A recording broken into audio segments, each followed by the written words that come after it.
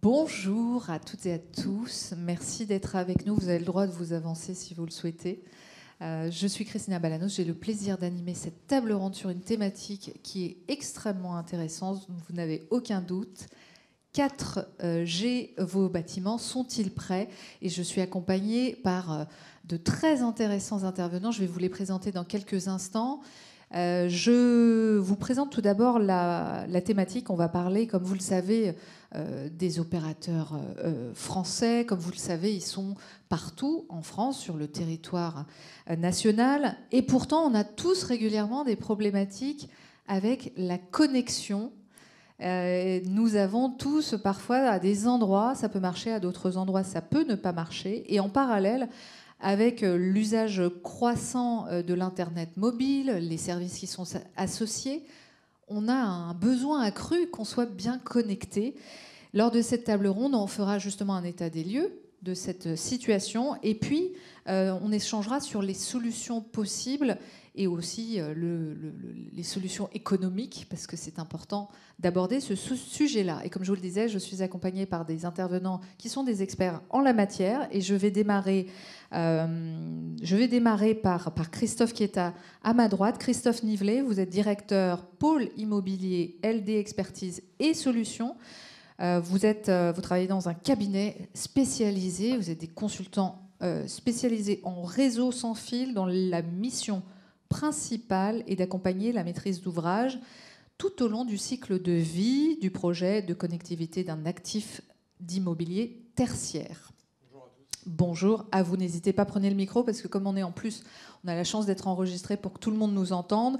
À votre droite, nous avons Rémi Keplin. Rémi Keplin, vous êtes directeur de l'Indoor chez TDF, qui est l'opérateur d'infrastructures et de services. Vous déployez et exploitez le système antennaire de couverture mobile raccordé au réseau des opérateurs mobiles. Et votre objectif principal, c'est de faciliter, simplifier la vie des propriétaires. Ça, c'est plutôt une bonne nouvelle parce que c'est déjà assez compliqué à gérer. Et votre particularité, c'est que vous vous positionnez en opérateur neutre, de réseau neutre. Je continue. Bonjour à tous. Je continue vers votre droite. Éric Le Tallec, vous êtes directeur de projet chez BPCE, Infogérance et Technologie, dans le groupe, bien sûr, BPCE, qui est propriétaire occupant d'un nouveau bâtiment serviciel multi-occupant, qui est aussi votre siège région de la Caisse d'épargne des Hauts-de-France, basée à Lille. On va particulièrement parler de ce projet qui est un magnifique bâtiment, je crois que je ne cesserai pas de le dire et que j'ai très envie de le visiter. C'est le bâtiment Chèque, vous apporterez votre vision client. Et enfin, comme on dit... Oui, bonjour à tous. Et enfin, comme on dit à votre droite, last but not least, Nicolas Vandevel, vous êtes directeur des opérations chez Wired Score. Vous réalisez plusieurs études et labellisez la connectivité des immeubles de bureaux résidentiels et smart building. Bonjour. Bonjour à vous. Je pense, tournez-vous un tout petit peu parce que comme ça tout le monde vous verra. Nicolas, je vais démarrer par vous. Peut-être la première question sur cette couverture mobile. En quoi elle est devenue encore plus importante pour les occupants de bureaux aujourd'hui? Alors, les occupants de bureaux ou tout type de bâtiment, c'est-à-dire qu'on peut illustrer ça par un chiffre, 80% des appels que l'on passe se font depuis l'intérieur d'un bâtiment, donc quel que soit le type de bâtiment. Avec la pandémie récente qu'on a malheureusement tous connue, il y a eu une espèce de transfert entre les différents lieux de travail où on habite, etc., donc une forme d'hybridation.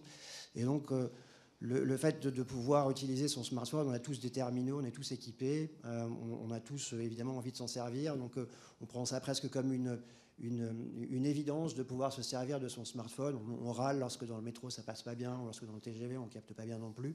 Donc c'est devenu une espèce de presque inconscient en fait de pouvoir se servir de ce terminal et donc on a besoin d'avoir des réseaux robustes pour ça. Lorsqu'on entre dans un immeuble, lorsqu'on est au bas d'une tour de 30 étages, on s'attend à trouver un ascenseur, par exemple, évidemment, mais on s'attend aussi à pouvoir utiliser son téléphone comme on consommerait de l'eau, de l'électricité ou de la climatisation. Bon, en ce moment, c'est plutôt du chauffage, mais c'est le même principe. Donc, en termes d'usage, évidemment, c'est téléphoner, donc passer des appels, réceptionner, envoyer des appels, visionner du contenu, que ce soit ludique ou informatif sur YouTube ou autre. Mais c'est également beaucoup de données qui transitent par des technologies sans fil, que sont le Bluetooth, le Wi-Fi ou la 5G, dont on reparlera très certainement, des capteurs, par exemple, de présence ou de température ou de CO2. Donc il y a une espèce d'omniprésence comme ça de besoin de connectivité, donc une attente qui est en rapport. Et évidemment, de plus en plus, puisqu'on est aussi avec des bâtiments qui sont, on en parlera tout à l'heure, mais potentiellement encore plus aux normes RSE, ce qui rajoute effectivement une problématique de connectivité. Éric Le Tallec, quelle est votre vision en tant que propriétaire occupant de ces magnifiques bureaux? On va en voir dans quelques minutes des images. Quelle est votre vision par rapport à cette situation? Donc, en tant que propriétaire, puisque la Caisse d'épargne est propriétaire en fait, du bâtiment que l'on verra tout à l'heure, bien entendu, la première chose, c'est d'avoir un contenant, ce bâtiment donc, qui est très beau, mais qui soit donc le contenu soit à la hauteur du contenant. C'est-à-dire qu'en fait, effectivement, l'expérience utilisateur doit être, je dirais, à la hauteur, doit être la meilleure possible. Donc aujourd'hui, la connectivité fait partie de nos vies. Aujourd'hui, quand on est incapable d'avoir de la data ici, on se dit qu'est-ce qui se passe? Enfin, vous pourrez tester vous-même. Donc, ce qui se passe, c'est que côté investisseur, l'objectif, c'est d'avoir bien entendu le meilleur taux d'occupation au prix les plus élevés. Donc, par conséquent, la connectivité est juste la base. Nicolas, je reviens vers vous. Quel est le constat général, justement? Éric en parlait. Est-ce qu'aujourd'hui, la qualité de la couverture mobile est au rendez-vous? Précisément, non, justement. On a, chez WiredScore, fait plusieurs études sur les bâtiments que nous avons labellisés, puisque la couverture mobile est au centre des préoccupations de notre référentiel. On a constaté que 9% des immeubles labellisés ne reçoivent aucun type de signal, absolument rien, donc c'est assez dramatique. Et plus de 30% reçoivent une forme de signal, mais qui n'est pas assez qualitative pour pouvoir être utilisé. Donc en gros, ça revient à peu près à la même chose que la première option. Donc on est face à des espèces de zones blanches comme ça en intérieur, de déserts digitaux, pour reprendre l'expression de Christophe. Et c'est complètement anormal. Mais après, les opérateurs n'ont pas d'obligation de résultat en intérieur, donc il y a une espèce de transfert de responsabilité chez d'autres. Très bien. Et Éric, dans le bâtiment Chèque, qui n'a pas encore ouvert, mais qui bientôt va ouvrir, dont les travaux sont encore en cours, comment vous y êtes pris, justement? Comment vous avez anticipé cette préparation? Donc Chèque, c'est Caisse d'épargne Hauts-de-France. Caisse d'épargne Hauts-de-France, c'est le groupe BPCE. Donc depuis 2016, en fait, nous avons déjà été amenés à avoir quelques expériences en la matière qui nous ont effectivement conduit à comprendre la complexité du sujet. La particularité à cet instant, et ça sur les 3 dernières années, ça a été effectivement de préparer l'arrivée de toutes ces nouvelles technologies, c'est-à-dire la 4G, la 5G. Donc en fait, évoluer dans un environnement instable et dans lequel aussi on souhaitait faire en sorte que l'ensemble des infrastructures puissent être déportées, en l'occurrence, et faire en sorte que ce soit le plus simple possible pour nous et le plus économique, et puis également partagé. Donc c'est la raison pour laquelle, dans cet environnement instable, nous avons fait appel à LD. Justement, à des experts. On en parlera un peu plus précisément sur votre anticipation. Je me tourne vers vous. Je démarre par vous, Christophe Nivelet. Comment vous expliquez qu'encore en fin 2022, il y a des problématiques de connectivité dans les immeubles? Si je démarre peut-être par une première question sur l'architecture et les bâtiments en général. Comment ça s'explique? Alors, ce qu'il faut comprendre, c'est quand on parle de réseau mobile, on parle d'ondes radio. Et dès qu'elle arrive sur un obstacle, un mur, etc., elle s'atténue. Donc déjà, il y a un premier phénomène qui est négatif. Et il se trouve que depuis les RT 2020, les immeubles ont des façades qui sont de plus en plus performantes thermiquement. On a vu d'ailleurs l'émergence de labels LEED, BREEAM et HQE qui ont amplifié ce phénomène, et donc ces façades qui deviennent donc très étanches à la pénétration du signal radio. On a enfin un autre phénomène, c'est qu'on le voit, on a besoin de plus en plus de débit. Et pour avoir du débit, les opérateurs sont obligés d'aller chercher de la largeur de spectre. Et la largeur de spectre se trouve que dans des fréquences hautes. Si vous vous rappelez bien, le GSM, quand ça a démarré avec la 2G, avec SFR et France Télécom, on était en 900 MHz. Ensuite, on est passé à 1800, 2100 pour la 3G, 2600 pour la 4G, et maintenant on est rendu pour la 5G à 3500, 3600. Et si, je ne veux pas vous embêter avec des principes physiques, mais s'il n'y a qu'une chose à retenir, plus on monte dans les fréquences, moins ça pénètre dans le bâtiment. Et je peux vous citer l'exemple, par exemple, d'immeubles haussmanniens qui ont des vitres traditionnelles, qui atténuent assez peu par rapport à d'autres matériaux. Ils vont être un peu limite en 4G, mais ça va bien fonctionner. Et dès qu'on va basculer en 5G, le signal ne pénétrera plus dans le bâtiment. Justement, vous parlez de problématiques de pénétration. Qu'en est-il de la 5G que vous venez de mentionner ? La 5G va aggraver le phénomène. En plus, elle va obliger à mettre en place des solutions avec plus d'antennes, parce qu'une antenne va rayonner plus court. Donc, ça va vraiment accroître le sujet, comme je le disais, puisque, encore une fois, un immeuble qui, par construction, ça se passe pas trop mal parce qu'on a une antenne juste en face. On a un niveau de signal qui est à peu près correct. Le passage en 5G va faire basculer du mauvais côté. Ce qu'il faut bien comprendre aussi, c'est que dans les réseaux qu'on appelle outdoor, donc le réseau extérieur, c'est pas un modèle parfait avec une antenne qui va distribuer le signal sur tout le cercle. D'abord, l'antenne, elle est orientée vers des secteurs, donc elle ne fait pas à 360 degrés. Ensuite, elle peut être trop près, donc on ne va pas atteindre les étages hauts. Ensuite, vous pouvez avoir un immeuble qui vous masque. Et puis, j'ai eu l'occasion encore très récemment de monter, faire un audit sur une tour emblématique de la Défense. Une fois que vous êtes au ciel, là, il n'y a plus aucun signal qui arrive. On aurait pu croire que ce serait le contraire. En tout cas, ce n'est pas forcément ce à quoi on pense quand on dit 5G, qu'a priori, on devrait être ultra connecté, mais ce n'est pas le cas. Quelles solutions ont été mises en place jusqu'à maintenant ? Alors, jusqu'à maintenant, on a assisté à l'émergence de solutions qui ne sont pas satisfaisantes aussi bien sur le plan performantiel que sur le plan réglementaire. Alors, il y en a une que je vais, entre guillemets, évacuer tout de suite, c'est les répéteurs. Alors, même si vous en trouvez en vente sur Internet, ça n'est pas légal, sauf si l'opérateur l'autorise, mais il ne le fait jamais. Alors, en quoi ça consiste ? Vous avez une antenne qui va collecter du signal émis par Bouygues, Orange ou SFR ou Free, et ensuite le redistribuer ce signal à l'intérieur. Et de facto, vous vous comportez comme le 5e opérateur. Et ça, c'est interdit. Je rappelle quand même le mécanisme de construction des réseaux. Les fréquences qui sont utilisées ne sont pas interférées. Les opérateurs sont seuls sur ces fréquences.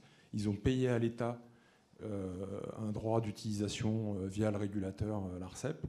Et c'est ça qui permet à l'opérateur d'apporter une certaine qualité. Donc en 2000, l'État a décidé d'ouvrir à 4 opérateurs, alors qu'auparavant on était à 3. La licence n'a pas été prise tout de suite, mais on a vu l'émergence de Free Mobile. Il y a 4 opérateurs, il n'y en a pas de 5e.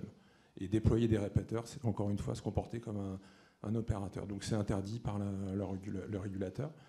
Alors ensuite, sur la base des réseaux Wi-Fi, il y a l'utilisation parfois de ce qu'on appelle le Wi-Fi call. On va passer des appels voix en utilisant le réseau Wi-Fi, avec toutes les limites que ça peut avoir. Un réseau Wi-Fi, justement, il n'est pas opéré, donc il peut y avoir des interférences. Il y a des limitations en termes de capacitaire, en termes de nombre d'utilisateurs. Et ensuite, il n'y a pas de possibilité de se déplacer. Donc c'est pas du tout satisfaisant. La seule solution vraiment efficace et pérenne, c'est de déployer ce qu'on appelle un distributed antenna services, qui va être constitué d'antennes, de câbles en horizontalité et en verticalité, et de baies opérateurs. Donc Rémi va pouvoir le détailler. Juste, pour être exhaustif, les opérateurs mobiles se sont intéressés très fortement depuis quelques années à ce secteur qu'on appelle le B2B et ont proposé par le passé des modèles d'opérateurs leaders. Je l'ai moi-même vécu personnellement puisque je me suis occupé d'un siège pour un promoteur immobilier et avec des prix, on y reviendra un peu plus tard, mais qui étaient totalement inacceptables. Donc la seule solution, c'est le Distributed Antenna Services qui va être mis en place par des acteurs tels que TDF. Justement, Rémi, en quoi consiste cette solution DAS ? Alors, rebonjour à tous. Ouais, cette solution DAS, en fait, elle vise d'abord à apporter au bâtiment une couverture dédiée en téléphonie mobile. Parce que quand vous captez un peu de signal de l'extérieur, votre signal, votre téléphone va émettre énormément d'ondes. Donc, voilà, ça va générer beaucoup d'ondes. Alors que si vous captez un signal à l'intérieur du bâtiment, directement à partir d'une antenne qui est à l'intérieur du bâtiment, là, vous aurez moins d'émissivité et en plus, vous aurez une qualité de débit qui sera au rendez-vous. Alors, de quoi c'est constitué ? C'est constitué d'un système antennaire qui va être distribué à l'intérieur du bâtiment, comme vous pouvez le voir sur l'écran. Donc, c'est quoi un système antennaire ? C'est des petites antennes qui peuvent être des antennes disques que l'on met au plafond, des petites antennes panneaux. Vous avez à peu près une antenne tous les 250 mètres carrés à peu près. C'est pas très gros, ça fait 20 à 30 cm de diamètre. Et ces antennes, elles sont alimentées par de la fibre ou par des coaxiaux. Alors on a deux types d'antennes. On a des antennes actives, donc des antennes qui vont comporter le système radio à l'intérieur de l'antenne. Et puis on a des antennes passives qui, elles, vont avoir le système radio qui est déporté dans un local, par exemple un local par étage. Voilà, donc ça c'est le premier module du système antennaire. Et ensuite, pour alimenter ce système antennaire, il faut un local dans lequel on va mettre les équipements techniques des opérateurs, donc ce qu'on appelle les BTS, les baies des 4 opérateurs mobiles, qui devront être raccordés au cœur de réseau des opérateurs mobiles et qui vont derrière alimenter en général un équipement de multiplexage, un master optique, qui va distribuer ce système antennaire. Si vous avez des questions qui peuvent émerger, bien sûr, on prendra un temps, parce que je pense que ça peut appeler à des questions, ce que vous nous présentez là. On a compris, j'imagine forcément, quand on voit toute cette installation, que c'est assez complexe déjà. En tout cas, il y a beaucoup de choses à installer. Et finalement, ça a forcément un coût, ce genre de choses. Qui va prendre en charge le coût de cette solution ? Est-ce que c'est l'opérateur mobile ou le propriétaire ? Alors, les opérateurs mobiles prennent en charge ce type de couverture, mais en général plutôt dans des lieux publics à forte affluence. Donc, quand il s'agit par exemple de stades, de grands centres commerciaux, de gares, c'est généralement effectivement pris en charge par les opérateurs mobiles. Dans le cadre de bâtiments privés, typiquement les immeubles de bureaux, là, la prise en charge finalement de cette installation incombera à la foncière, voire potentiellement à l'occupant. Comment ça se passe ? En fait, la foncière va financer cette installation et va pouvoir répercuter finalement le coût de cette installation au travers de ses charges aux différents occupants de l'immeuble ou à l'occupant si c'est un mono-occupant.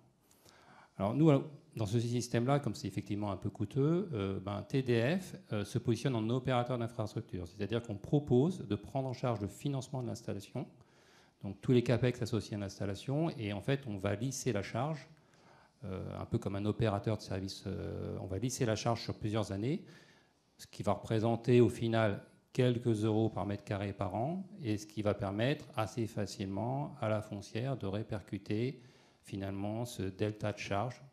Finalement, c'est un service qu'on apporte qui va peser quelques euros par an complémentaires pour les occupants de l'immeuble. Donc c'est quand même une somme en tout cas qui peut être prise en charge, mais qui coûte cher. Si c'est géré effectivement upfront, c'est-à-dire s'il faut payer d'emblée tous les CAPEX, tous les investissements liés à l'installation, oui. C'est un choix à faire entre la partie investissement et la partie récurrent. Et ça, on s'adapte vraiment aux besoins. Il y a des foncières qui souhaitent prendre en charge les CAPEX d'investissement pour avoir un minimum d'OPEX à payer. Et à contrario, on a des clients qui préfèrent que l'on prenne en charge l'ensemble des investissements et que l'on ait un paiement récurrent sur plusieurs années pour amortir le coût d'investissement. On a compris qu'il y a une problématique et qu'il y a des solutions, qu'aussi ça a un coût évidemment. Christophe, je reviens à vous. Vous qui avez cette expérience aussi de conseil, puisque vous avez été la brique conseil pour Shake, notamment, entre autres. Et moi, j'aimerais savoir, est-ce que les propriétaires anticipent suffisamment, justement, en tenant compte à la fois de la problématique et des coûts associés? Alors, hélas, non. Alors, aujourd'hui, on a un contre-exemple avec cet immeuble emblématique Shake. Mais il faut avouer, alors les choses évoluent positivement, mais pendant très longtemps, le credo, ça a été le preneur se débrouillera.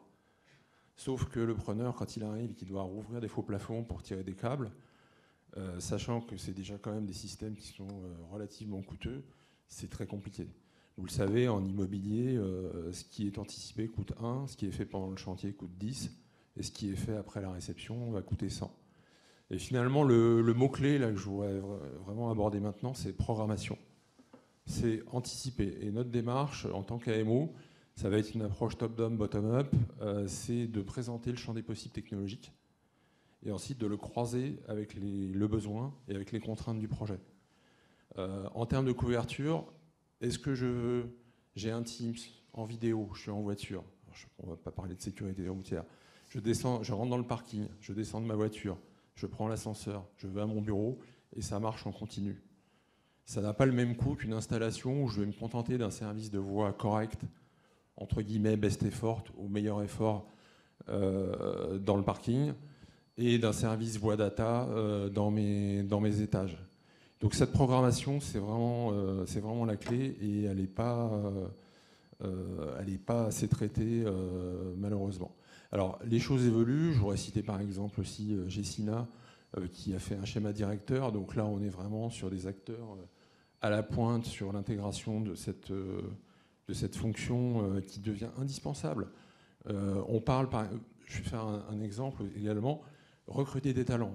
Aujourd'hui, on diffuse des vidéos avec des super bureaux en même temps que l'annonce. Ça se fait beaucoup, notamment dans le monde anglo-saxon. Vous croyez une seconde qu'on va arriver à retenir le talent s'il ne peut pas aller sur son WhatsApp ou son TikTok à la convivialité pendant sa pause? Moi, j'y crois pas. Vous avez vraiment pris l'exemple je pense que jusqu'à TikTok, hein, c'est comme quoi il faut attirer les jeunes talents aujourd'hui. Non, mais c'est pour ça que toutes ces personnes sont là, c'est parce qu'elles souhaitent anticiper. Et je me tourne vers vous à nouveau, Eric, on l'a effleuré tout à l'heure. Vous aviez visiblement suffisamment anticipé. Oui, on avait anticipé parce que d'entrée de jeu, notre exigence, c'était effectivement d'avoir une connectivité sans couture pour l'ensemble en fait, des utilisateurs du site. Donc on avait anticipé sur ce qu'on appelle des réserves. On avait des réserves concernant des locaux GSM, on avait les chemins de câbles et autres. Par contre, ce qu'on allait mettre à l'intérieur, on l'a fait au plus tard possible au regard en fait, de l'évolution technologique. Voilà. Donc oui, on a anticipé, la démarche était là. Après, effectivement, il fallait trouver le bon équilibre entre effectivement les aspects technologiques, l'aspect contractuel, la simplicité que l'on recherchait, et puis les aspects économiques dont on a parlé. Donc une bonne anticipation tout de même, et bien accompagnée en tout cas.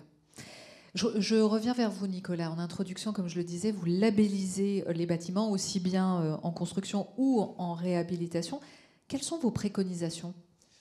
Pour aller dans le sens de ce qu'on vient d'entendre, effectivement, il faut anticiper le plus possible. Alors, il y a différents cas de figure. Sur les bâtiments en exploitation existants, c'est relativement simple. Vous commandez un audit de couverture mobile chez LD ou ailleurs. Vous avez donc un état de l'existant et vous pouvez ensuite décider ou non de corriger. Après, c'est bien une histoire de budget. Approchez votre micro. Voilà, ouais, exactement. Une histoire de budget. Ensuite, la rénovation, c'est à peu près la même chose puisqu'on est sur un état quasi existant. Donc, pour les immeubles, en revanche, à construire et qui sortiront de terre dans 2 ou 3 ans, il y a plusieurs possibilités. Il vaut mieux essayer d'étudier la couverture naturelle, c'est-à-dire la position des antennes autour de l'adresse. Éventuellement, utiliser un logiciel métier pour faire une simulation de ce que sera en fait la couverture mobile et la qualité de service au sein du bâtiment en fonction du type de matériaux que vous allez utiliser pour la construction et de la position des antennes, et de faire un audit de couverture mobile à la livraison pour voir quelle est la réalité des faits et éventuellement corriger à ce moment-là aussi.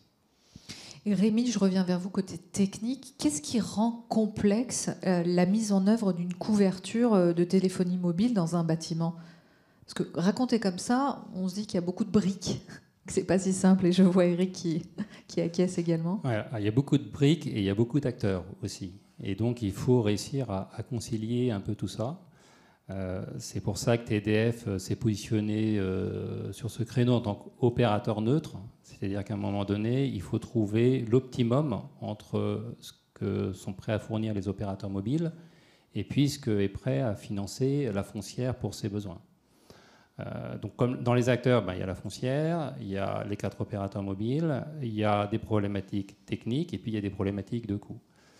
Sur les problématiques techniques, il va falloir définir finalement quelle bande de fréquence on veut faire passer. Est-ce que c'est de la 3G, de la 4G? Est-ce qu'on installe directement ou pas la 5G? Parce que tout ça peut avoir un impact sur les coûts, même si les antennes qu'on va installer au niveau du DAS sont des antennes multifréquences, multibandes. C'est la même antenne qui va faire passer la 4G et la 5G, mais par contre, en coût d'équipement, ce n'est pas tout à fait la même chose.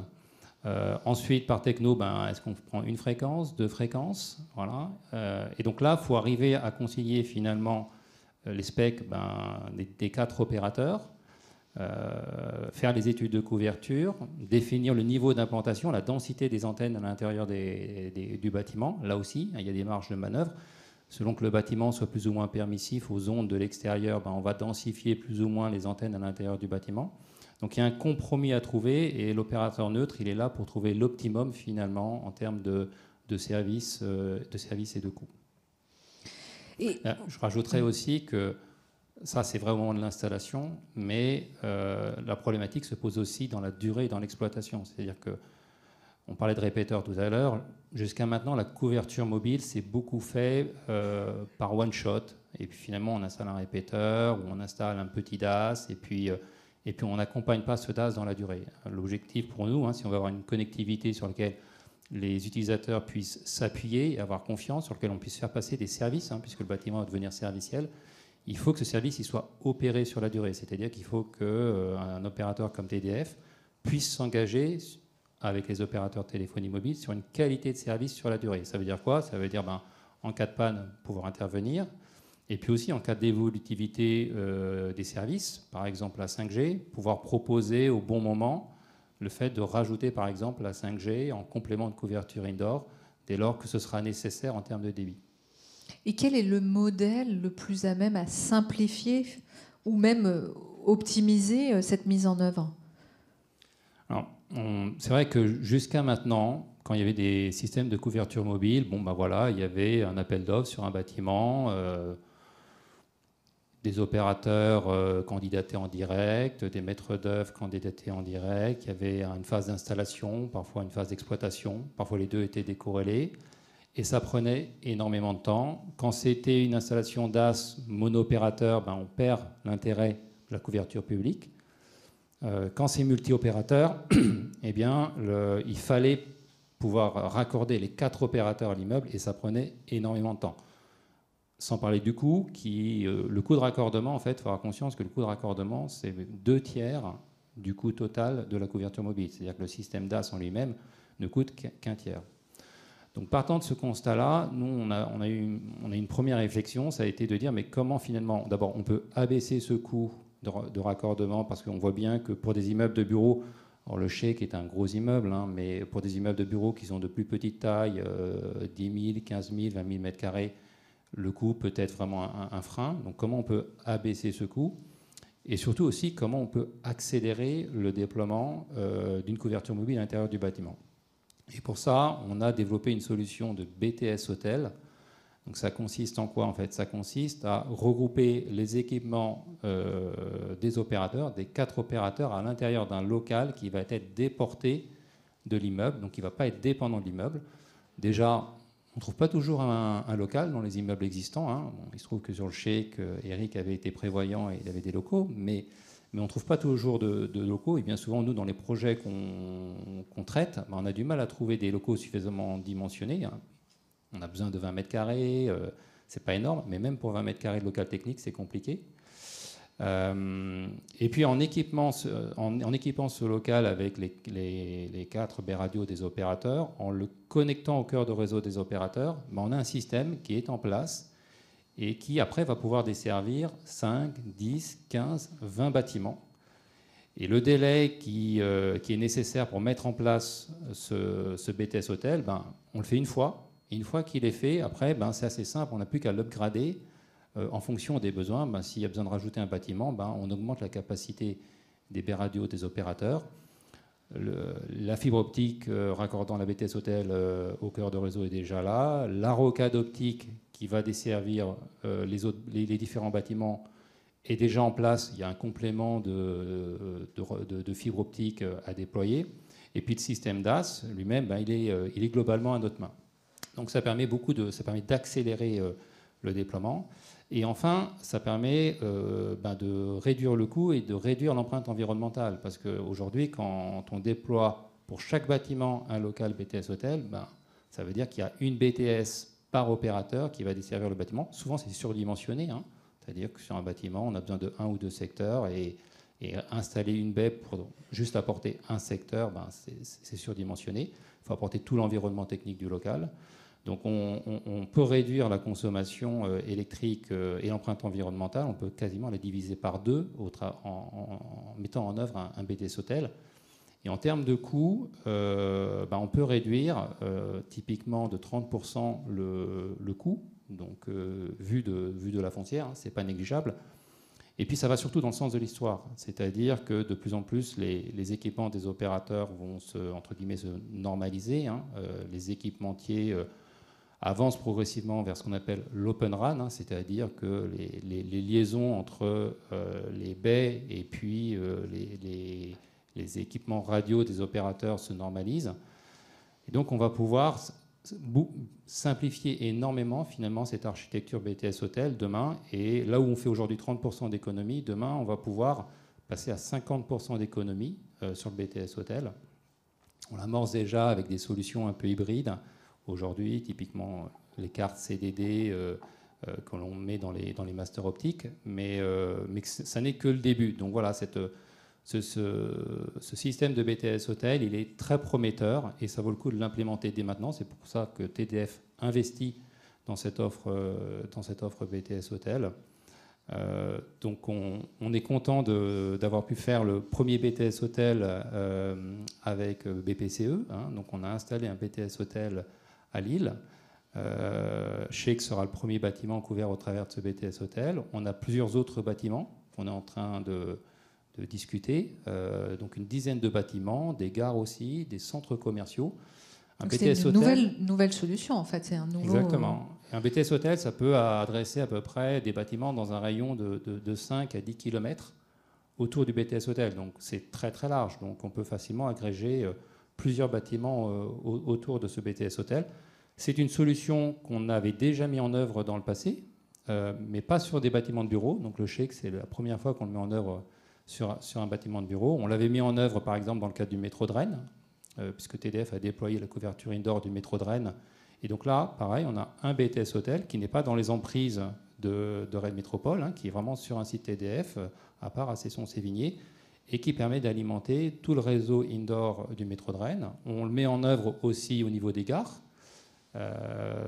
Donc pour la couverture indoor des gares, TDF a signé un contrat avec Gares et Connexion pour la couverture de l'ensemble des gares de Gares et Connexion en indoor et qu'on déploie avec les opérateurs.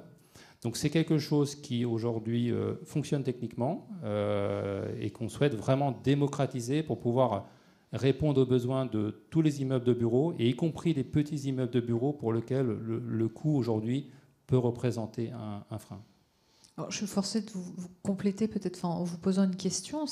Vous dites dans un rayon de 5 à 10 km, ça veut dire qu'en fait, on l'a dans la rue, on l'a en sous-sol. Comment ça s'installe 5 à 10 km? C'est pas si près que ça de l'immeuble?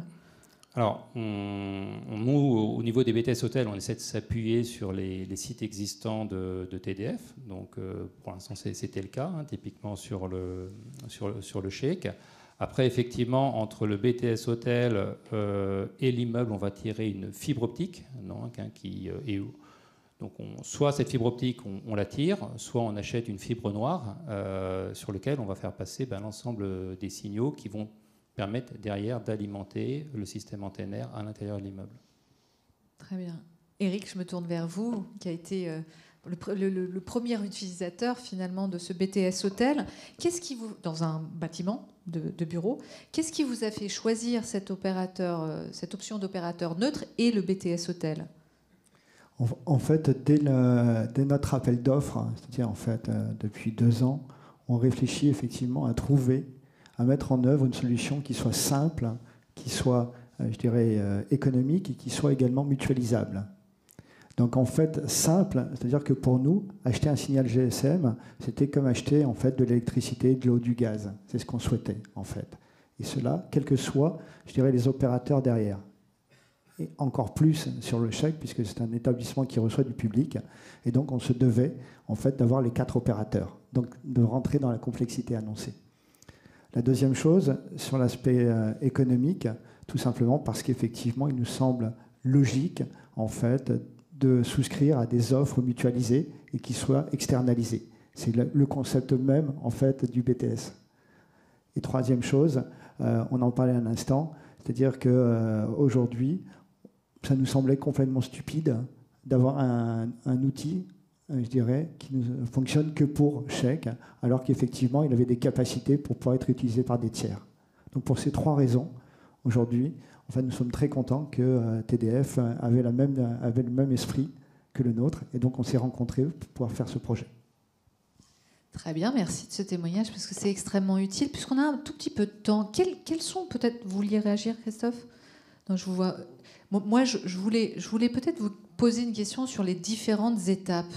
Quand on construit un bâtiment, comment on s'y prend? C'est quoi les différentes étapes pour justement s'assurer qu'on a une bonne connectivité? En quelques mots. Je ne sais pas si c'est Christophe. Je vais peut-être répondre à ça. C'est ce que j'ai expliqué tout à l'heure, c'est l'aspect programmation qui va vraiment être fondamental. Et donc de définir le besoin. Alors, il faut bien la difficulté aussi, c'est qu'on parle de 2 choses qui sont très différentes. Les télécoms, on est sur le temps court, ça évolue tout le temps. Vos mobiles que vous avez avec vous, dans 2 ans, vous en aurez un autre, versus le temps long du bâtiment qu'on va construire pour 30 ans, avec une réhabilitation éventuellement à mi-vie. Donc les télécoms et l'immobilier, c'est 2 cultures différentes. Hasard de la vie, j'ai travaillé à la fois chez l'opérateur mobile et chez le promoteur. Je peux vraiment vous en parler et partager autour de ça. Et ce qu'il faut arriver à faire, c'est bien séparer. Donc d'un côté, la desserte antennaire qu'on a décrite, horizontalité, verticalité, antenne, on l'accoste au macro-lot, CFO, CFA ou à l'entreprise générale. Elle fait partie intégrante du chantier. Et alors après, si l'immeuble est en blanc, on n'est pas obligé de mettre les baies opérateurs. On peut le faire après. Parce qu'on a fait un local technique avec les mesures conservatoires. On a des baies qui chauffent un peu, qui consomment un peu d'électricité. D'ailleurs, c'est pas mal de les sortir du bâtiment le plus possible vers le BTS Hôtel parce que ça participe à l'effort de décarbonation, je le dis au passage.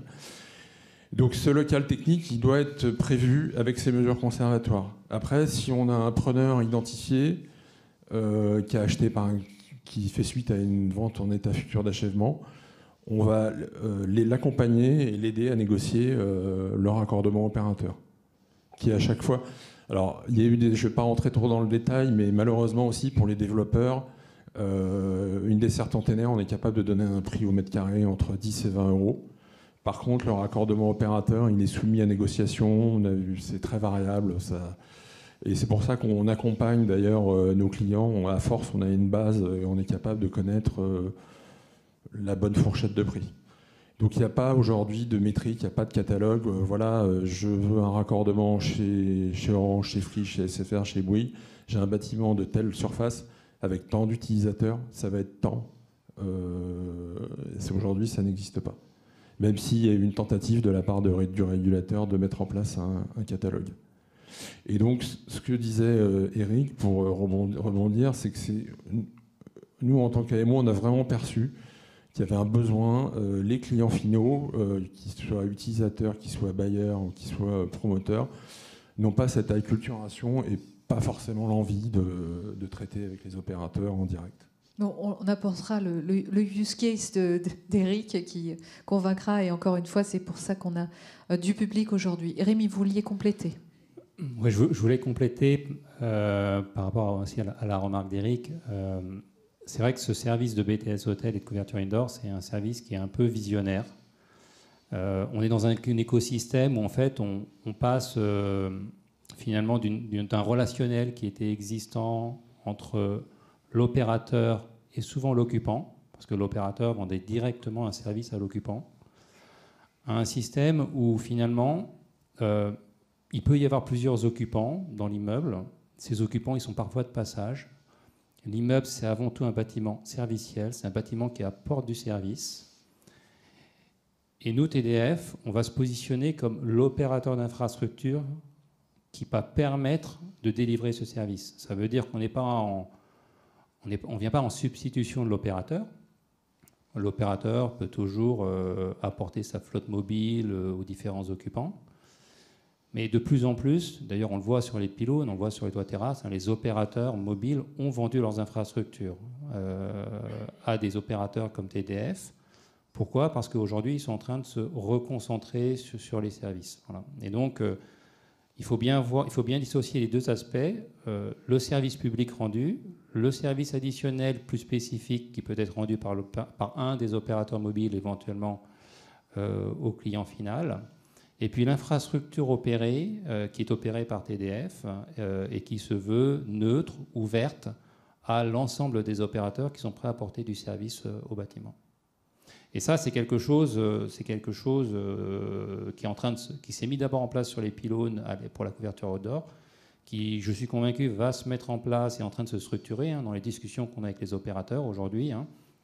On est en train de mettre en place des catalogues de prix avec les opérateurs, de façon à pouvoir, là où Christophe disait il n'y a pas de prix, demain on espère qu'on pourra afficher un prix simple de voilà, la couverture indoor, c'est tel prix au mètre carré par an, de façon à simplifier l'accessibilité à cette couverture indoor. Merci beaucoup. Est-ce que vous avez des questions ? Oui ? Alors, est-ce que je peux vous inviter à venir poser vos questions là, parce qu'au moins, avec le micro, c'est plus facile. Tenez, je vous laisse poser là, merci. Bonjour, je ne sais pas si merci. Bonjour, donc j'ai bien compris la solution là sur le parc de bureaux et les locaux tertiaires. Mais je m'interrogeais sur le parc résidentiel. Donc on avait parlé des bâtiments haussmanniens en début de conférence. Du coup, est-ce qu'il y a une solution ou est-ce qu'il y a une évolution technologique qui permettra une bonne couverture pour le parc résidentiel ? Alors, après Nicolas pourra compléter sur le label Wired Score qui au départ adressait exclusivement le tertiaire, a évolué vers du résidentiel. Aujourd'hui, en toute honnêteté, moi, et en tant qu'AMO, je dois vous répondre non. Chaque année, je me dis je vais faire une stratégie résidentielle pour voir comment on l'aborde. Il se trouve que j'ai travaillé aussi dans le smart home dans le passé. Aujourd'hui, il y a un problème de modèle économique. Déjà, ça coûte cher. Le résidentiel, c'est le foncier, encore le foncier, toujours le foncier. Il n'y a pas de marge de manœuvre, ne serait-ce que pour mettre des simples sons de qualité d'air. Et aujourd'hui, c'est vrai qu'on est sur un modèle où finalement, sur un immeuble de 20 appartements, chaque occupant va prendre sa propre borne Wi-Fi, ce qui est d'ailleurs d'un point de vue RSE pas très efficace. Donc malheureusement, non, il n'y a pas encore de solution. Oui, je suis assez d'accord.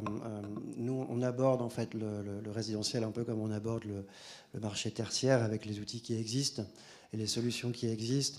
Après, peut-être que pour les grands programmes chez des bailleurs avec des programmes de plusieurs dizaines ou voire centaines de logements, les choses peuvent être appréhendées de manière différente, peut-être dans le cadre même d'un BTS hôtel, mais en tout cas, aujourd'hui, il n'y a pas de solution toute faite, ça c'est certain. Merci à vous. Est-ce qu'il y a d'autres questions ? S'il y avait peut-être, si je refais un tour de table, s'il y avait quelque chose à retenir dans tout ce qu'on a dit en dehors d'anticipation, qu'est-ce que ce serait ? Je vais démarrer par vous, Christophe. En fait, aujourd'hui, je pense que la connectivité à l'intérieur d'un immeuble de bureau, c'est pas négociable. Et on a trop de projets supposés iconiques ou emblématiques qui en sont dépourvus et qui vont offrir au final une pauvre expérience d'usage à l'utilisateur final. Alors après, c'est difficile d'avoir des retours quanti là-dessus. Personnellement, j'ai la conviction absolue qu'entre deux immeubles, l'un qui va dans sa notice promettre une couverture indoor et un autre qui ne va pas le faire, le temps de commercialisation ne sera pas le même, la satisfaction du preneur ne sera pas la même, et au final, la durée de vie du bail, de présence du preneur ne sera pas la même non plus. Rémi, en quelques mots. Oui, je rejoins un peu ce que dit Christophe. Jusqu'à maintenant, en fait, on se reposait un petit peu sur Wi-Fi parce que finalement, on était mono-occupant, on était dans un immeuble et on n'en bougeait pas. Le Wi-Fi, il est attaché au SI de l'entreprise. Cette époque-là, elle est finie. Le bâtiment, il est serviciel, il est souvent multi-occupant, les tailles sont plus petites. Il y a des gens de l'entreprise, il y a des gens de l'extérieur qui viennent faire du coworking. Les services sont multiples. Ils sont parfois apportés aussi par des tiers, restauration, conciergerie, etc., qui n'utilisent pas typiquement le Wi-Fi de l'entreprise. Donc aujourd'hui, il faut bien avoir en tête que le monde de l'immobilier, de bureau, il est en train de basculer vers ce service serviciel. Et donc sur les immeubles qui sont en cours, là, qui sont en train d'être programmés, il faut anticiper ça pour apporter cette connectivité. Ça apporte de la valeur à l'immeuble et surtout, ça facilite beaucoup les usages et ça permet de se projeter en termes d'usage pour les futurs occupants de l'immeuble. La vision client. La vision client, elle est assez simple. Je pense que ce smartphone, il est au cœur de ma vie en tant qu'individu, en tant que professionnel également. C'est là-dessus que j'ai aujourd'hui l'ensemble de mes applications servicielles, c'est-à-dire celles qui me permettent effectivement de vivre professionnellement à l'intérieur du bâtiment. Donc aujourd'hui, il n'y a même pas de question. Je dirais, soit j'ai une couverture effectivement efficiente et même parfaite à l'intérieur du bâtiment, soit en fait j'ai une expérience de vie, une expérience utilisateur qui est pauvre, voire inexistante. Donc pas de choix.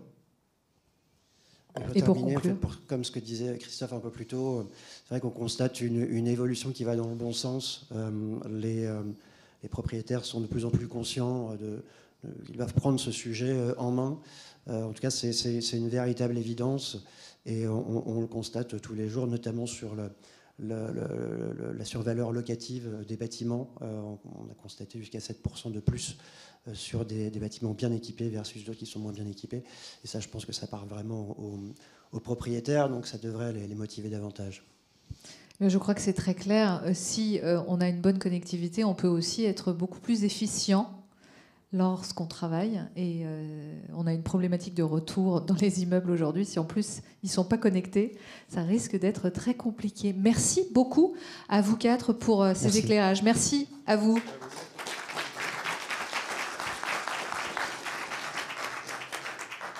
Bon après-midi et n'hésitez pas à visiter le salon, à aller voir les différents intervenants qui sont avec nous. Merci.